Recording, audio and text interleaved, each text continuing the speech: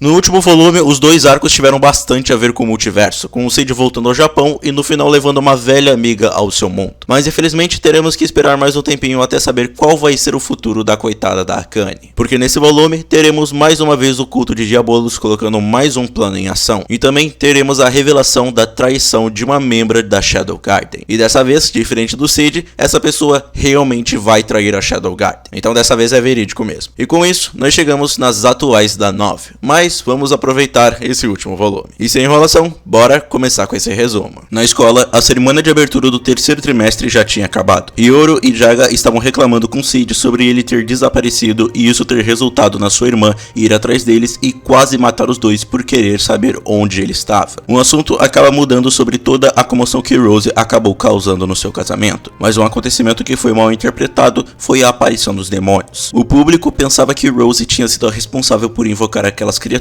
e ter feito um massacre. Não só isso, como alguns rumores também ligavam ela à Shadow Garden. E antes que ele pudesse falar mais alguma coisa, Hiyoro interrompeu Jaga sobre a ligação com a Shadow Garden. Isso porque 4 alunos tinham desaparecido. E segundo os rumores, a Shadow Garden seria responsável por isso. E tentando desviar do assunto, eles começaram a jogar poker valendo dinheiro. E claro, o Cid ganhou todas as partidas e expulsou eles do quarto. E depois de ter feito ela esperar, ele disse que ela finalmente podia entrar. E então, uma das 7 sombras entra no quarto dele. Essa garota era uma gata chamada Zeta. Ela primeiro diz que já fazia um tempo que eles não se viam e oferece para Cid um peixe que era um carapau. E após receber o presente, Cid logo faz uma cara séria e pergunta se ela fez algum progresso no assunto. E Zeta diz que os movimentos do culto de Diabolos eram o esperado. Por conta das gotas de Diabolos estarem acabando, eles estavam tentando reviver o braço direito do demônio, que está selado nas ruínas da escola. E depois de ter dito isso, os dois começam a se olhar como se telepaticamente estivessem conversando sobre algo. E Zeta ficou encarregada de descobrir sobre os desaparecimentos e também em descobrir quem poderia ser a 5ª pessoa que iria desaparecer. Então,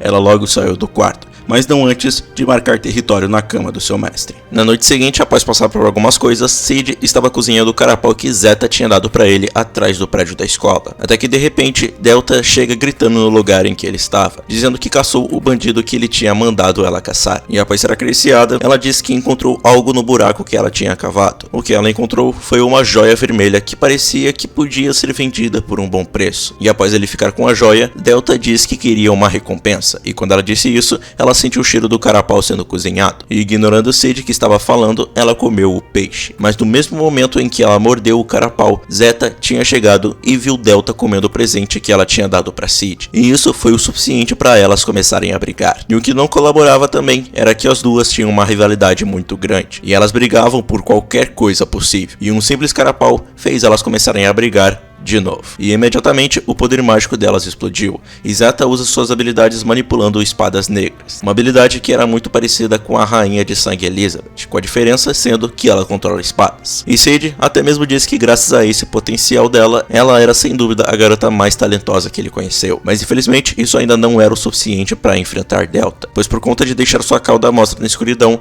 Delta conseguiu encontrá-la. Até que depois de ter sido muito ferida pelas espadas negras, Delta começou a perder o controle e transformou o seu slime em uma espada gigante. Na verdade, aquilo era tão grande que nem dava mais pra chamar de espada. Ela basicamente fez a mesma coisa que fez contra o Jack. E aquilo foi o suficiente pra fazer até os pelos do corpo de Zeta se arrepiarem. E aquele poder fez ela recuar, levando à mesma conclusão que sempre tem em todas as batalhas que as duas têm. E claro, o estrago que elas acabaram causando chamou a atenção de Alexia e de muitos cavaleiros. E o Cid, do jeito que é, não perdeu a chance de agir como Shadow e mandar umas frases maneiras.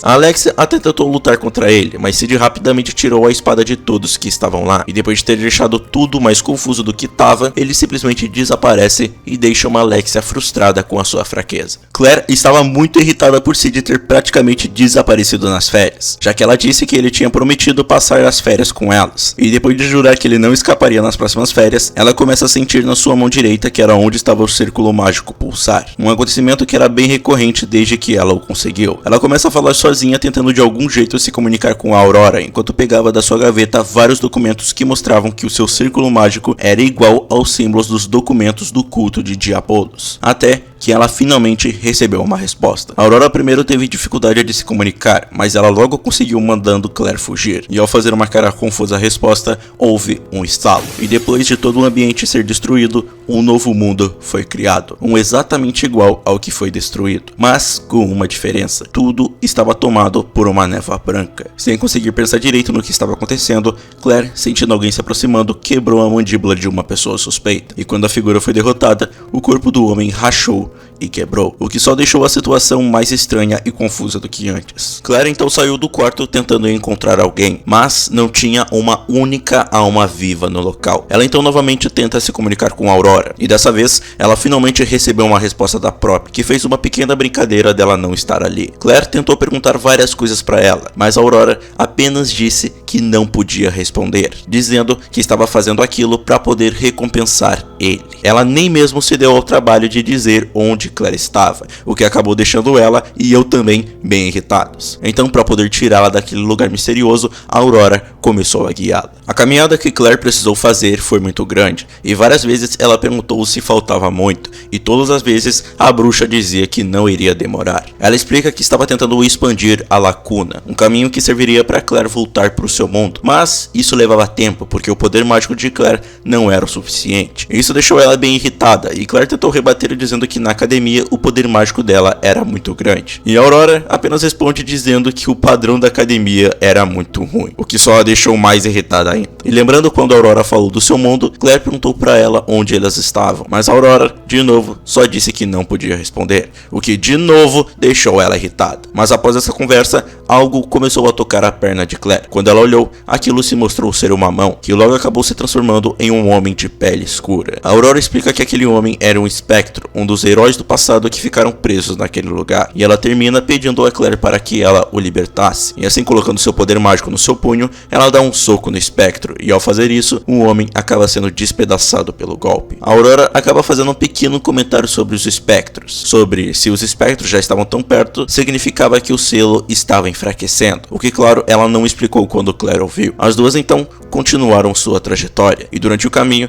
elas encontraram mais espectros, com a aparição deles ficando cada vez mais recorrentes. Mas durante o caminho, Claire acabou encontrando um oponente bem poderoso, um homem que vestia uma túnica preta, com o seu rosto sendo coberto por uma máscara. O homem misterioso com uma velocidade grande foi para cima de Claire, que tentou manter a distância, mas ela acabou sendo acertada por um golpe da espada do homem. O golpe foi tão certeiro que deixou ela com os pés tremendo, mas o golpe não parecia que era para matá-la, mas sim para apenas desmaiá-la. O homem de novo iria atacar Claire, mas antes que ele pudesse fazer isso, tentáculos vermelhos apareceram e atacaram o homem, distanciando ele de Claire. A Aurora explica que ataque foi aquele e diz que ela poderia ativar a técnica, mas antes que ela pudesse continuar uma frase estranha sobre o que Claire era, ela mandou que Claire se concentrasse na luta, e quando ela voltou sua atenção para o homem, ela percebeu que um homem misterioso era na verdade um visconde chamado Jean, e o homem apenas responde dizendo que isso era uma identidade falsa dele, e que ele na verdade era um possesso com o título de Sorriso Negro, e ele diz que está impressionado com os poderes de Claire, já que da última vez que fizeram uma pesquisa sobre ela,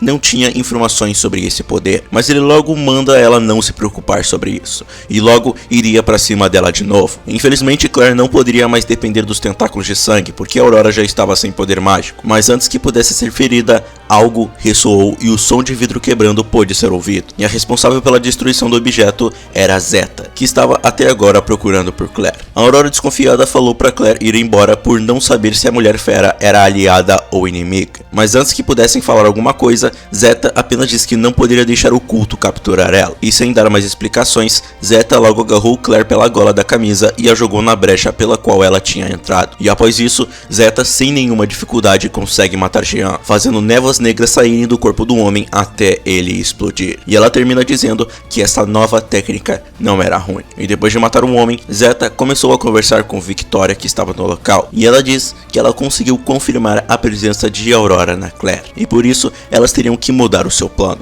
E logo ela se transforma em fumaça preta e desaparece, enquanto Victoria ficou lá acenando adeus com um sorriso. Depois de ter sido jogada na brecha, Claire acabou aparecendo na aula do Sid e caiu em cima de uma professora. Infelizmente, isso fez ela ouvir uma palestra de um dos professores e também foi obrigada a criar uma carta de desculpas. Ela até contou tudo o que aconteceu, mas o professor não acreditou em nada e pensou em chamar um psicólogo para ela. Claire até tentou de novo conseguir respostas de Aurora, mas a própria de novo não respondia porque não queria colocá-la em perigo. E enquanto falava com nada na visão dos outros, Alexia, que achava que Claire estava falando sozinha, começou a conversar com ela. Claire de primeira agiu de um jeito completamente grosseiro por saber o que Alexia fez com Sid, mas quando Alexia disse que ela era parecida com Sid, Claire começou a sorrir com uma florzinha e logo pegou Alexia pelos ombros para saber o que ela queria. Então, entrando em uma sala, Alexia explica que queria saber o que tinha acontecido de verdade com Claire, pois além dela saber que o que os professores achavam não era verdade, ela investigou o quarto de Claire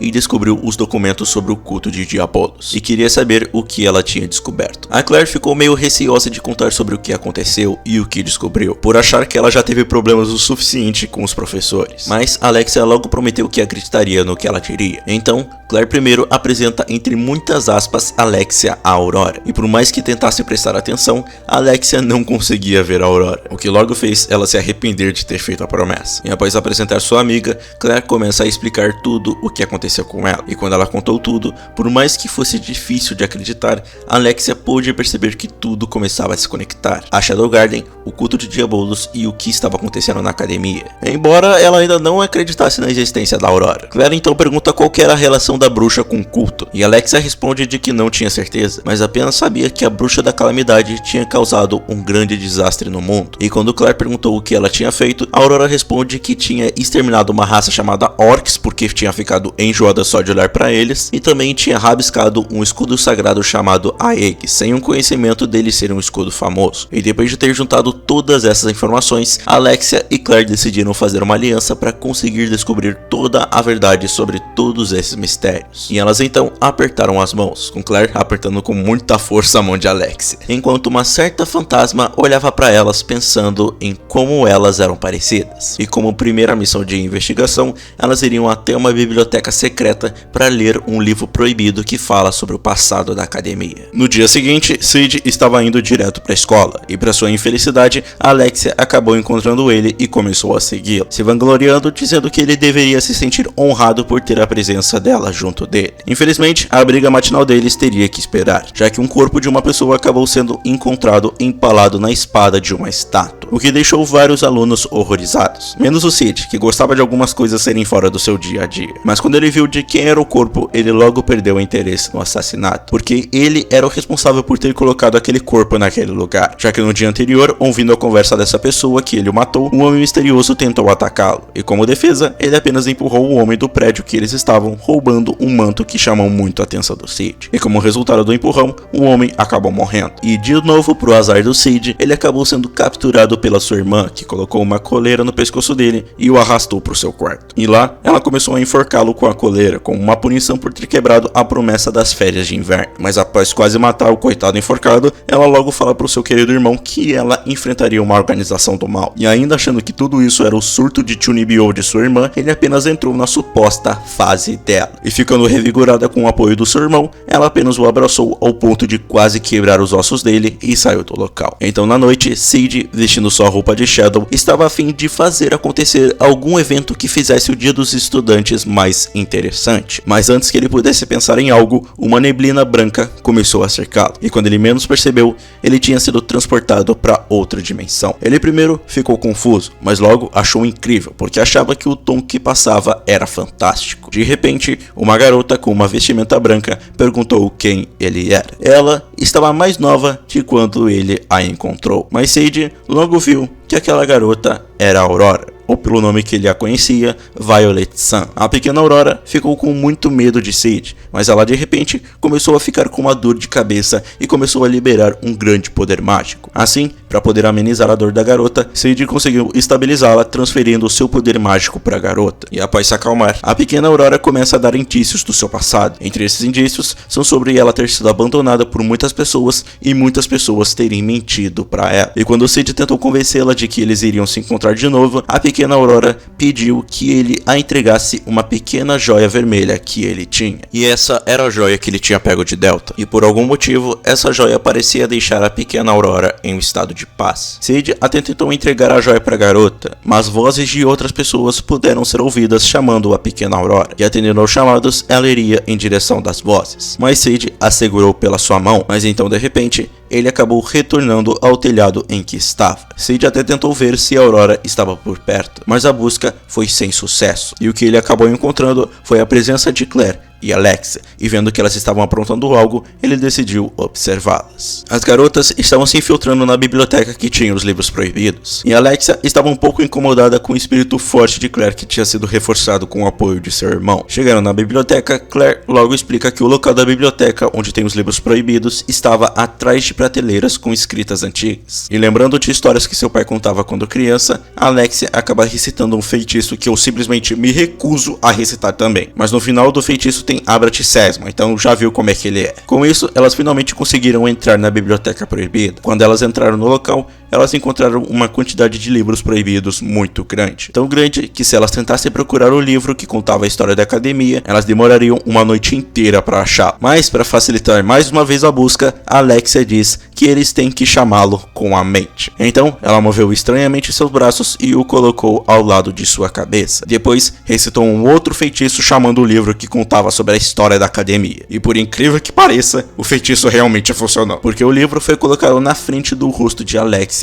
e aberto automaticamente, o que apenas fez Claire querer quebrar toda essa tecnologia da biblioteca. Quando elas começaram a ler o livro, elas viram que as letras eram letras antigas. E mais uma vez, Alexia recita outro feitiço para o livro ser traduzido, com dessa vez formando um coração com as mãos. E respondendo ao feitiço, uma voz desagradável foi ouvida do depósito de livros proibidos. Essa voz era do núcleo da livraria, e atendendo ao chamado de Alexia, ela começou a traduzir as informações que as duas pediam.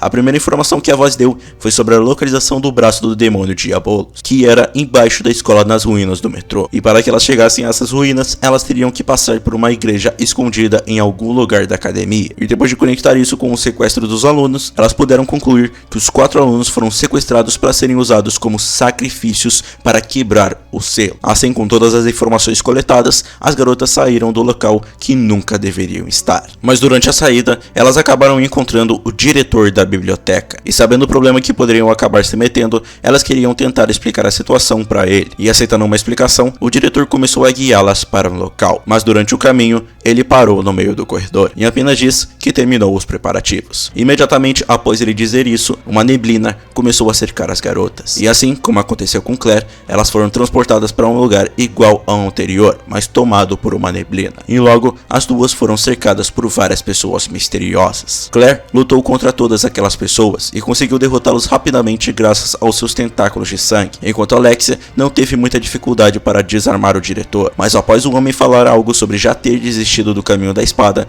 Claire e Alexia sentem um aroma doce nos seus narizes, e contra sua vontade, elas acabaram soltando suas espadas. Isso porque o diretor espalhou no ar uma droga que altera o poder mágico e causava um efeito relaxante dos músculos. E após elas terem caído, ele logo amarra as duas. E depois de fazer algumas perguntas a ele, o diretor começa a fazer algumas citações estranhas sobre o seu caminho de espada ter sido quebrado, e também sobre um espadachim mágico chamado Fenrir. Mas antes que ele conseguisse falar mais alguma coisa sobre esse homem, o telhado acabou sendo quebrado, e todos ficaram impressionados com a figura que apareceu. Esse era Shadow, que apenas disse que o diretor era desagradável, e mesmo que antes tivesse dito que abandonou o caminho da espada, o diretor decidiu retomar esse caminho para ter sua última luta, o que não adiantou muito, porque logo a sua arma foi quebrada por Shadow, que não perdeu tempo para feri-lo com um golpe mortal que seria questão de tempo até matá-lo. E após terminar sua missão, Shadow move o seu longo casaco preto e desaparece. Mesmo sabendo que a pessoa na sua frente tentou machucá-las, Alexia não conseguiu se conter em perguntar se o diretor já foi um espadachim de renome há muito tempo. E por mais que no começo negasse,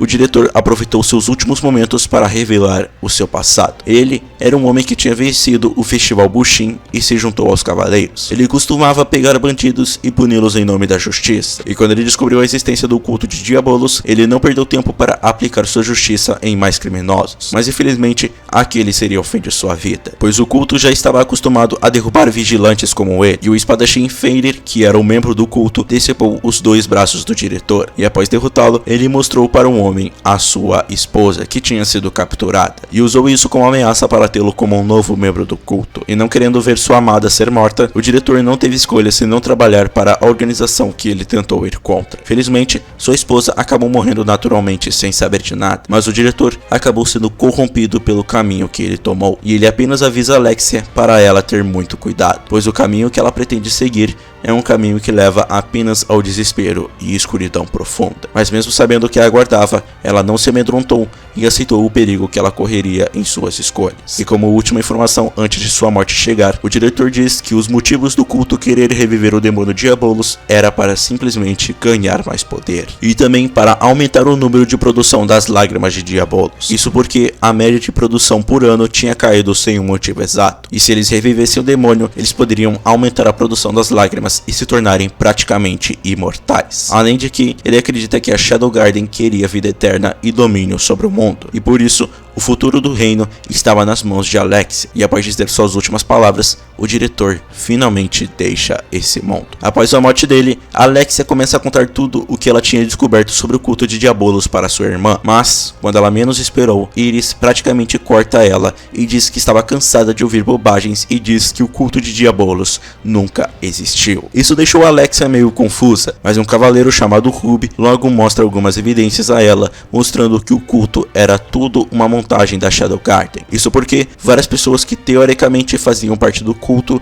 diziam que só estavam nessa organização a mando da Shadow Garden. Alexia, claro, não aceitou aquelas evidências e tentou abrir os olhos de sua irmã, mas Iris parecia estar completamente cega. Alexia estende sua mão para sua irmã, mas Iris apenas a rejeitou, dizendo que Shadow era o seu único inimigo e que não teria piedade se alguém tentasse interferir, mesmo que fosse sua própria irmã. E após essa declaração, Iris simplesmente deixa sua irmã na mão e Ruby sai com um sorriso vitorioso. E a relação das irmãs, que não estava muito bem, foi de mal a pior. No dia seguinte, Sid não parava de se impressionar com o que tinha acontecido no dia passado, já que ele pensava que o diretor da biblioteca era só um tarado, e ele pensava que ele queria fazer alguma coisa com a sua irmã. Então na noite, Hiyori e Jaga foram até o quarto dele para ter uma revanche e recuperar o dinheiro que perderam no último jogo, mas o resultado foi o mesmo de antes. Sid pegou o dinheiro deles e não perdeu tempo para expulsá-los do seu quarto, e após furtar mais uma vez os seus amigos, Sid logo disse que Zeta podia entrar, e após conseguir a permissão, Zeta entra no quarto de Sid e também dá parabéns a ele, já que era o aniversário dele de 16 anos. Sid apenas agradeceu secamente o parabéns, pois ele não gostava de aniversários. Isso porque para ele, os aniversários só serviam para reafirmar que ele tinha menos um ano de vida pela frente. E para alguém como o Sid, que pretendia viver por 600 anos, sim, ele aumentou o número, isso era algo ruim para ele. Zeta logo conseguiu perceber a insatisfação do seu mestre, e aproveitando que o assunto da conversa começou a ser sobre longevidade, Zeta pergunta se Sid queria vida eterna, e o próprio apenas afirma, já que isso possibilitaria a ele poder cumprir alguns clichês de um personagem lendário, que aparece depois de centenas de anos. E após conseguir a confirmação de seu mestre, Zeta responde de que ela já tomou medidas para isso. Ela então logo pergunta se Sid lembra do dia que ele acolheu ela, e usando seu passado como aprendizado, Zeta diz que os humanos sempre repetem os seus erros, e por isso o mundo continuava imundo como sempre, sem mudar. Ela tinha pensado que se ela estivesse viva ou morta, não faria diferença ao mundo, mas depois de conhecer seu mestre, ela percebeu o que deveria fazer. E dizendo isso, ela fala do seu passado, quando ela tinha o nome de Lilin. O passado, onde após ter sido descoberta ser uma possuída, um padre que fazia parte do culto de Diabolos queria usá-la para fazer experimentos. E para a infelicidade da garota, os seus familiares foram vítimas desse padre. Seu pai, sua mãe e seu irmãozinho mais novo tiveram suas cabeças arrancadas. Tudo o que tinha restado na garota era um ódio imensurável e uma fome por poder. E respondendo a esse chamado, Sid tinha ido até ela para salvá-la e atender ao seu pedido. E após salvá-la com seu I Am Atomic, que ainda não estava aprimorado, ele a tornou parte da Shadow Garden. E ao terminar de relembrar seu passado, começando a se esfregar em seu mestre, Zeta diz que por muito tempo ficou pensando no tipo de mundo que Sid queria, e também sobre a vida eterna que ele tanto desejava, o que foi meio complicado, pois ele nunca falou sobre isso para ela, mas ela já havia descoberto o motivo por que ele almejava tanto a longevidade. Por isso, ela decidiu revelar o seu plano e também a sua traição. Ela pretendia ressuscitar o demônio Diabolos para tornar o seu tão amado mestre em um deus e conceder a ele a vida eterna, para que assim ele possa governar o mundo e possa melhorá-lo ao ponto de torná-lo um mundo sem erros. Cid, ouvindo tudo aquilo, apenas responde à traidora de que não iria impedi-la. E Zeta diz que o mundo não funcionava com bondade e que essa bondade dele se tornaria sua algema. E ela termina dizendo que irá levar todo o ódio desse mundo por causa dele. Afinal, aquele era o propósito dela. E após isso, a gatinha abandonada sai do local, revelando a traição contra a pessoa que a acolheu.